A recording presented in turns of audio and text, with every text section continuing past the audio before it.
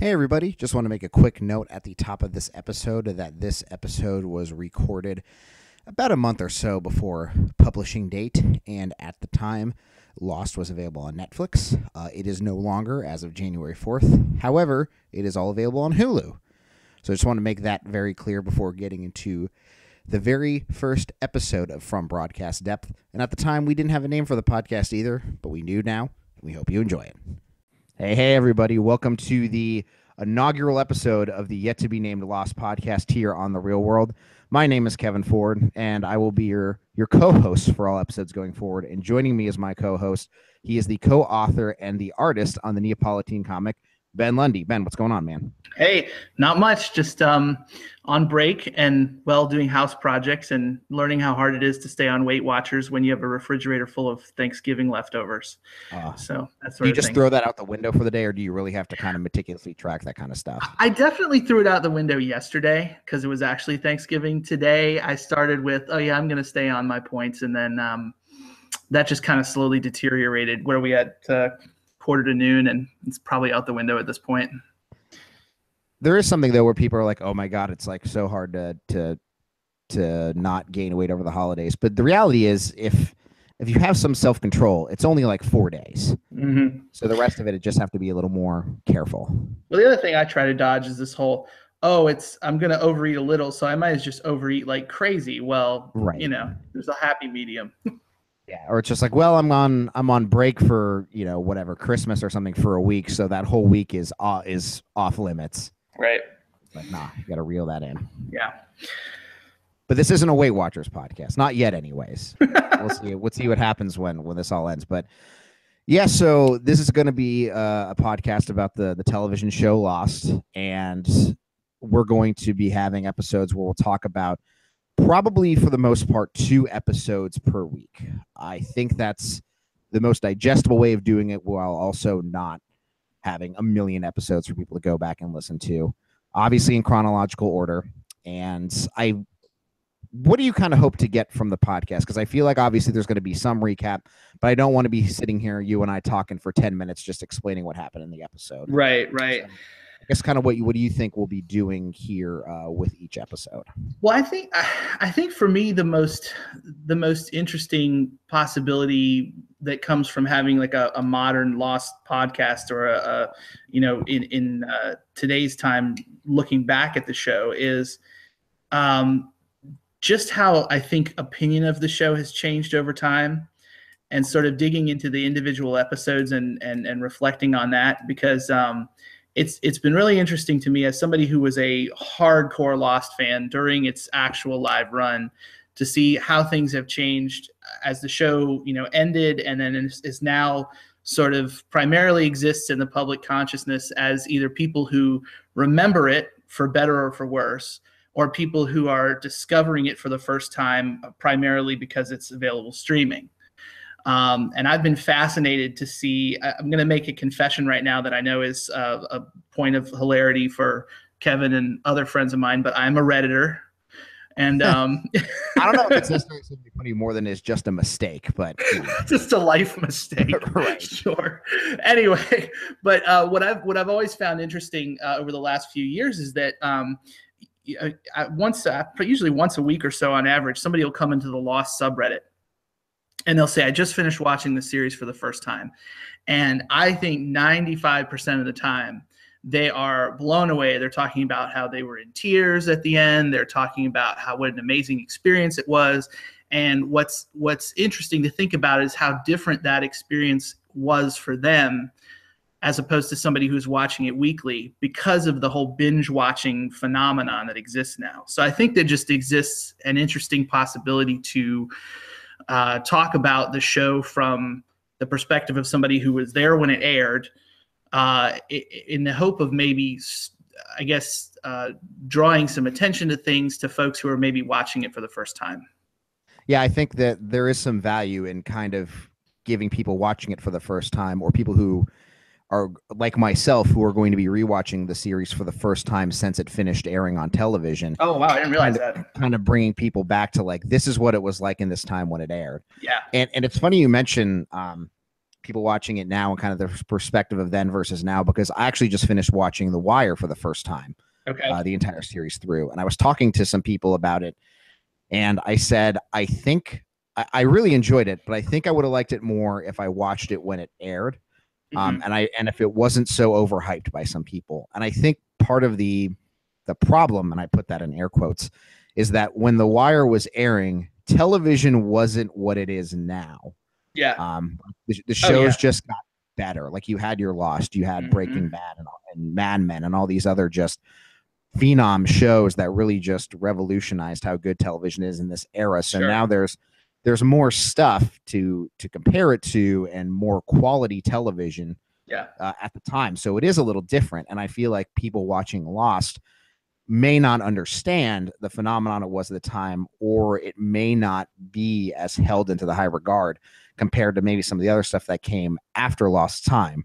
Yeah. And so Well, it'll be yeah, easy to look at it in that way. yeah, and I think that I think you're right, and I think in some ways that actually serves Lost better because Lost was so it ended up being such a controversial show by its end that a lot of people who are just picking it up will say, "Oh, should I give Lost a try? I heard that everybody hated the ending." Or I heard this or that thing, which is like a completely untrue. You have to say, no, no, no, that's not true at all. That didn't happen. Like the rumor mill, and then people will sit down and watch it, and they'll have a completely different impression. Like, oh, my roommate who said it was awful. Well, he's obviously a moron because this is a great show. So sometimes it actually serves Lost well. I'll find in conversations with people who are just picking it up and watching it for the first time now. Like to go in, I don't know if going in with low expectations is the right way to put it, but there's so many misconceptions. Yeah, I agree with that completely, and I think even much like The Sopranos, the controversial ending will keep it water cooler talk a lot longer than some other shows. It is true. Yes, Uh, as much as I hate to admit, a controversial ending can really keep people talking about something for a long time. for sure. So you kind of touched on a little bit, but take me back into your fandom of Lost. Like, when did you start watching it? How did you hear about it? And just your general experience watching it, and what made you such a fan. So I've never been much of a broadcast TV guy. I don't follow a whole lot of shows at any given point. And so I had just heard vague, for a guy who I guess has this reputation amongst all my friends as such a huge Lost fan. It's kind of funny because I did not actually get into it until the second season finale. Which was a crazy place to jump in because already by that point you're talking about this serial show that has so much history in the first 40 some episodes that there's a lot to catch up with quickly. But basically, prior to then, there were two things I had heard. I had heard that it was basically a drama scripted version of Survivor. And I had heard that there was a fat guy on the show and a dinosaur on the show. Those were the things that I had heard. Some of which couldn't be further from the truth.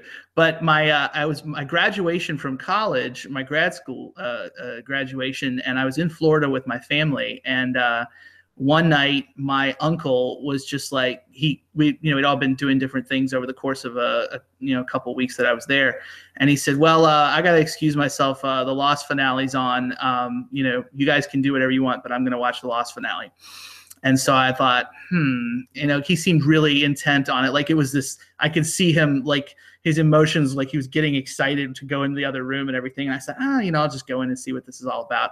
And, I won't spoil anything, of course, because we're far from that point. But the stuff I saw in that season 2 finale, even having very little context for anything that had come before, was just enough of just mind-blowing stuff that I thought, I got to get into this series because this is just amazing.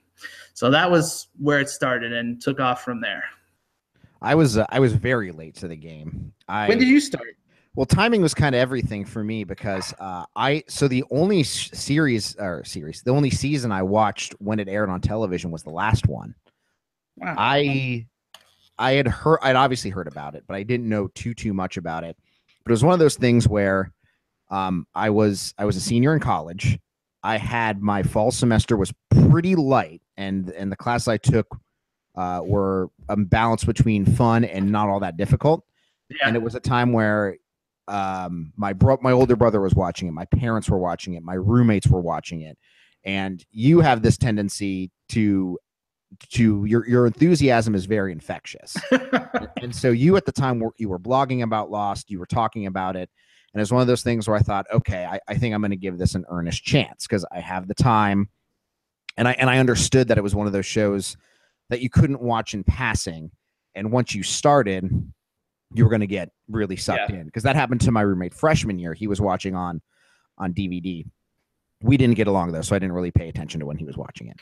But that's neither here nor there. So you actually lent me the first few seasons on DVD to watch, and I was hooked. I just ran through seasons 1, 2, and 3, and I even remember you had me come over to your house to watch the season 3 finale. You're like, I want to be there and see your reaction when. I did that with people. Yeah, and you'll have to forgive me if I don't even remember that I lent you the series, because I think over the course of those years, I probably got at least a few dozen of my friends to start watching the show, often by lending them the DVDs. And that was what was great about it, is that I think it was a precursor to streaming, but people would wait for entire seasons of shows to come out on DVD and then just binge watch. And so thankfully you could catch up like that. That's really great. So you watched seasons 1 through 3, and then how did you get 4 and 5? I got 4 from you, I believe, and then I had like a month of the winter break in the winter of 2009 into 2010 to watch 4 and 5 before 6 started broadcasting on ABC. Got it. And so I borrowed 4 from you because the 5th season DVD was not out yet, but my brother wanted it for Christmas, and he told me, and this is a time where we just kind of told each other, hey, get me this for Christmas. Yeah. And he knew I was watching it because I was talking to him as I was going through it, and he goes, I would like the season 5 DVD for Christmas. If you want to get it, open it and watch it before giving it to me. That's plenty okay. So that's exactly what I did. So I watched it all, and I finished it like a day or 2 before Christmas, then wrapped and gave it to him. But then came back for the spring all set to watch the final season of Lost each night, and I believe I drove over to your place pretty much every time it aired. Yeah. By then we were doing the group viewings, and we had the finale party and everything. Yeah, that was let's see, you said 2010. So you were, man, that was a crazy time, because there were just so many people at that point that we had sort of in our group that would keep up with it. Yeah, it was like we had a group together, and it was a very strict, like when it's on, no talking, like commercials are fine, before and after is fine, but like when it's on, it is radio silence. That's right. I remember that. We had to really firmly establish that, because I think there was like 1 or 2 of the early times when people would get into like talking and making fun of stuff or distracting each other and stuff, and we just had said, no, this is not going to continue. Right. Or even just, I think we put that as a ground rule to start, and people kind of rolled their eyes, and it's like, you can roll your eyes all you want, but you're going to leave if you're going to be talking. It's a 0 tolerance. That's why we're putting it out front. If you don't like it, you're free to not come anymore. Right. So, and that's really, I've always wanted to go back and rewatch it, but there's a lot of times where for me it's difficult to prioritize a show I've already watched over something I've never watched before. Sure. But I know over the years we've kind of talked about, like, going back and revisiting Lost, doing a podcast about it would be something pretty cool to do, and I feel like now seems like a good time to do it. Yeah, I think so. I mean, there's a lot of things about, I guess, doing a Lost podcast that, I think the thing about doing a Lost podcast is that Lost benefited from being at the beginning of the podcast era.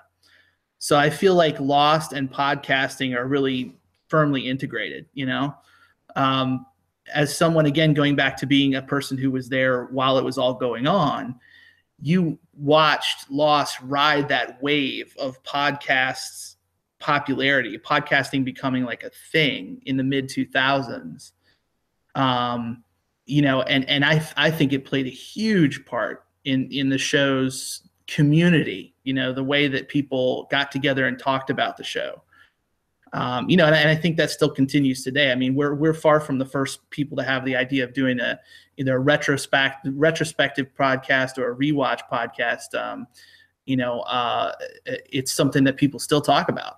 So Yeah, and you used to write blogs about the episodes as they aired, and I thought it was interesting because I was watching it, and all I knew was just from what I watched on television and what we had talked ourselves and our friends had kind of talked theories and other things there. But having that there as somebody who, at the time, was reading other fan theories or listening to podcasts and stuff, and having it there in a blog, I thought was really helpful. So it made the most sense to me that you would be on here to do this show because you've already digested a lot of that information and can add all that Yes. as we go through this Yes. and give it to our listeners as well, either people who are revisiting it or deciding now that there's going to be this podcast here with the 2017-2018 viewpoint. Yeah. Giving it a watch, so that'll be a lot of fun as well.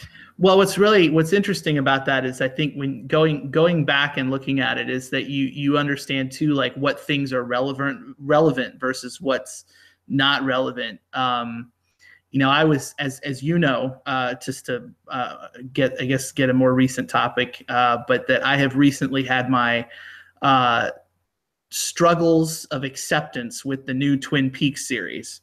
Right. And you've seen me go through a roller coaster of emotions with that one as it aired this summer, and then the finale and everything. And I've gone from a spectrum of fascinated to excited to frustrated to probably like the stages. Like there's like a multi-stage process there, but with Lost, I think a lot of people went the same way, and not just in the beginning, not just in the ending, but throughout the series, where people would be like, where's this show going? I don't know if I'm going to keep watching. And a lot of that, I think, was spurred by how much conversation there was at the time.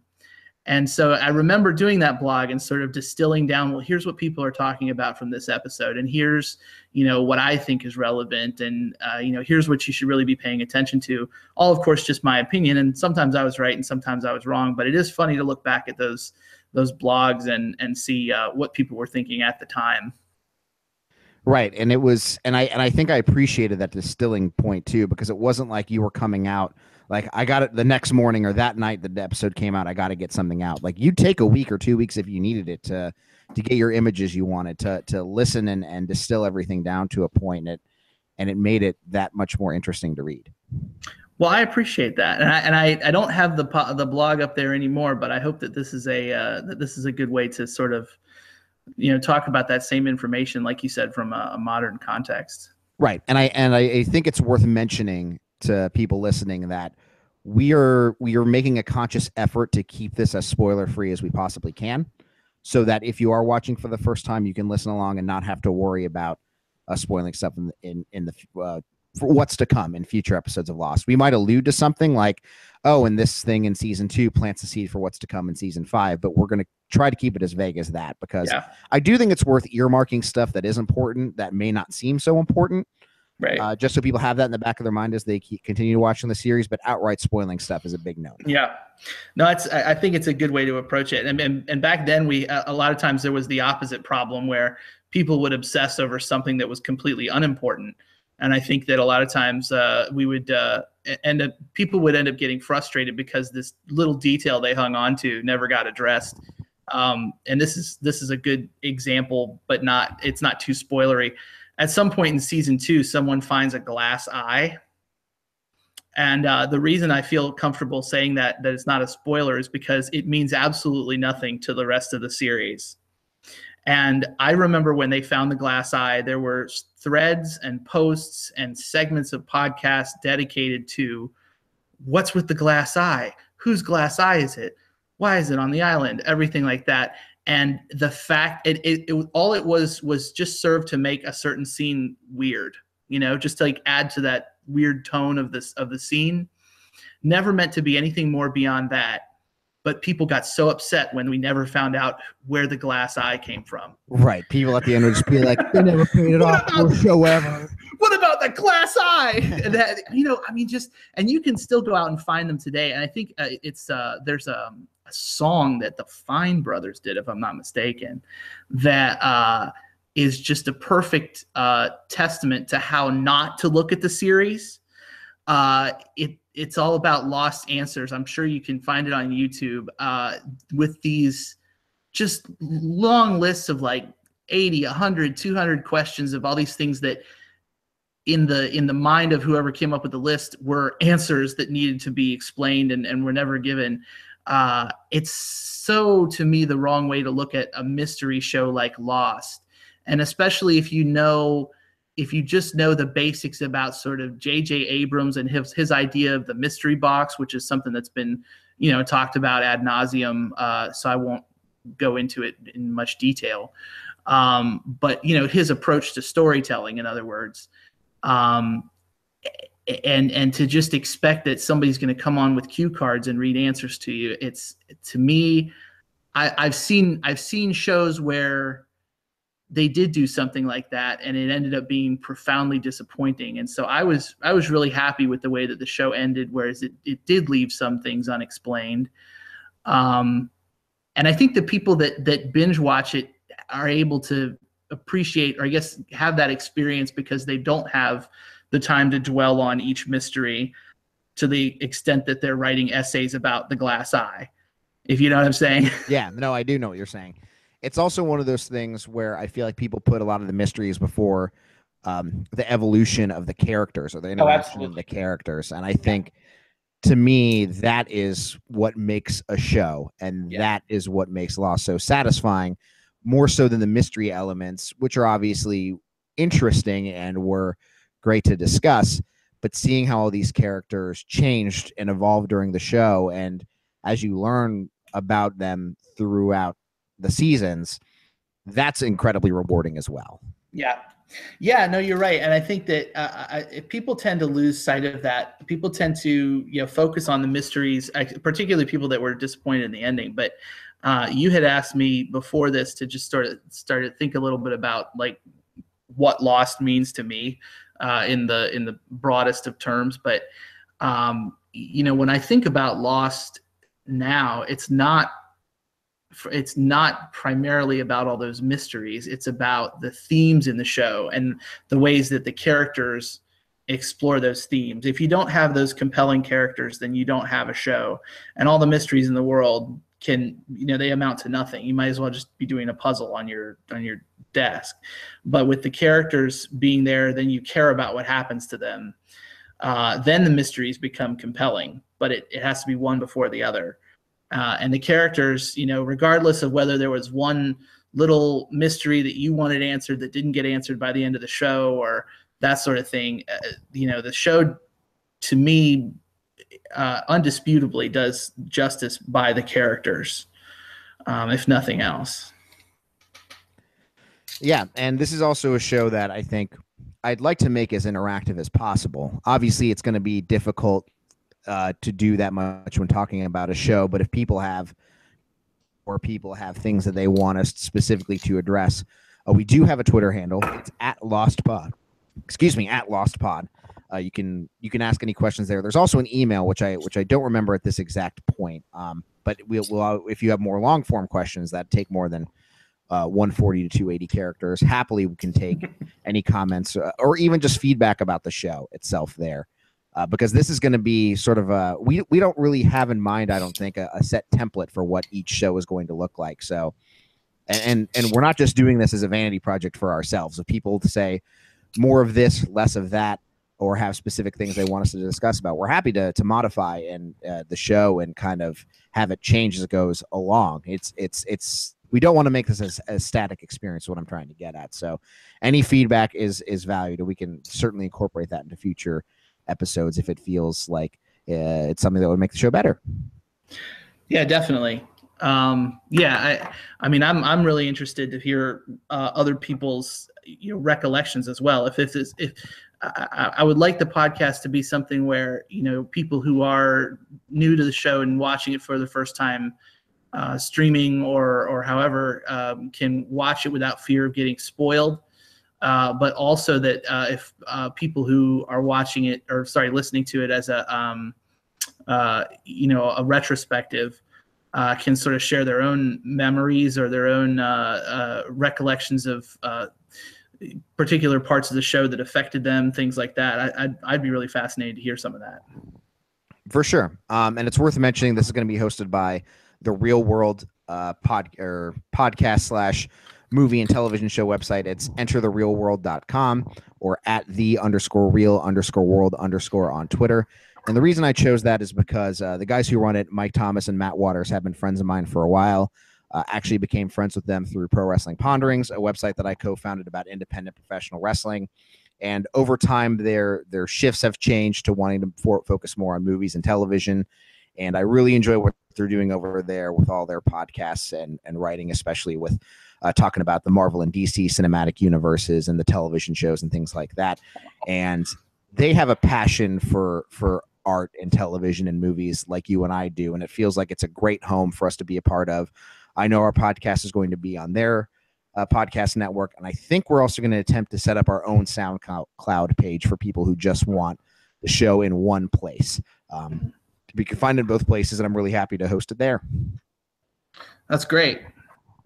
Yeah, so I guess that kind of covers everything. By the time you're listening to this, you'll probably get a new episode, the first episode where we talk about the pilot within a week or two when that comes out. But we wanted this to be as a primer to kind of let it, who are these two dudes who are going to be talking to me about Lost every episode of the podcast and why they decided to do it and do it now. And I think we kind of covered all those bases. Is there anything else you want to discuss before you get into some plugs?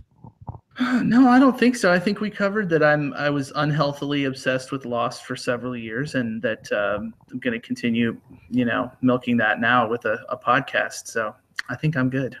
Are you ready to go back down to the hatch? Yeah. Back to the island. Yeah, right. Are you ready to go back to the island? Yeah, no, it's going to be interesting. I mean, Lost, I sort of have watched it probably 3 or 4 times since it concluded. Can't tell you how many times I watched each individual episode as the show was airing, but each time I find some new things to reflect on, and so I'm looking forward to doing it again. I think it's gonna be really interesting, and particularly in this context of sort of thinking about what to talk about, and then, like I said, also just having the opportunity to hear from others as well. I really hope that people will share their own experiences. So yeah, no, it's gonna be great. Yeah, I agree with you, and I can say safely that the show is on Netflix if you've never watched it and are looking for an easy way to watch it. Yeah. Yeah, I don't think it's on Hulu, but yeah, if you have Netflix, you have the entirety of Lost, and there might be some other web stuff that we discuss, but anytime we talk about that stuff, we'll certainly provide links on Twitter ahead of time in the show notes as well. Well, that's a good thing to point out, Kevin, actually, because one thing that I do notice, so with a lot of people that, binge watch it, is there are definitely several things over the course of the series that are really good to watch. If you don't know about them, you won't think to look for them. But things that happen sort of outside of the actual broadcast show. So we're definitely going to talk about those as well. I think there was an alternate reality game.